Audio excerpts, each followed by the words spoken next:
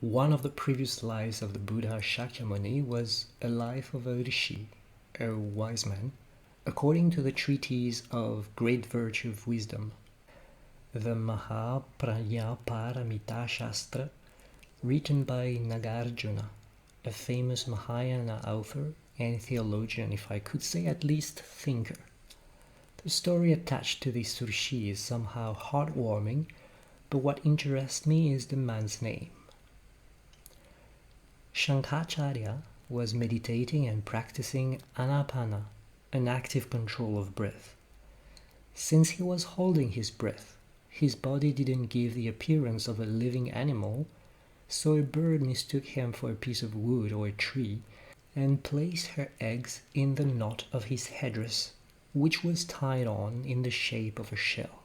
As Śaṅkhācārya didn't want to disturb nor scare the birds, when he realized he was carrying the eggs, he told himself, "If I move, the mother will not come back, and if the mother doesn't return, the eggs will be spoiled."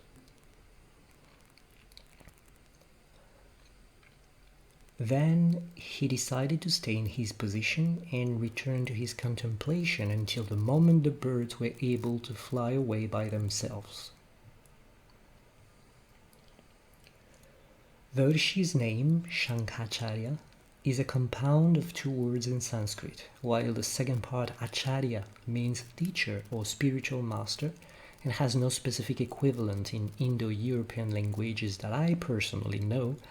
The first one is shankha and means shell, in reference to the shell-shaped knot on the rishi's headdress. The actual phonetic pronunciation is shankha and could be spelled like this.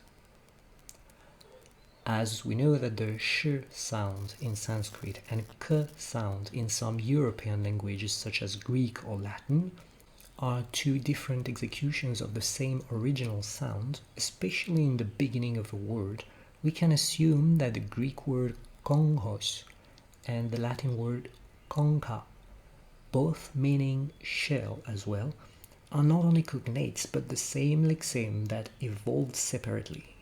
English language got its conch directly from Latin. Conch master would then be a legitimate name for this Buddha's previous life.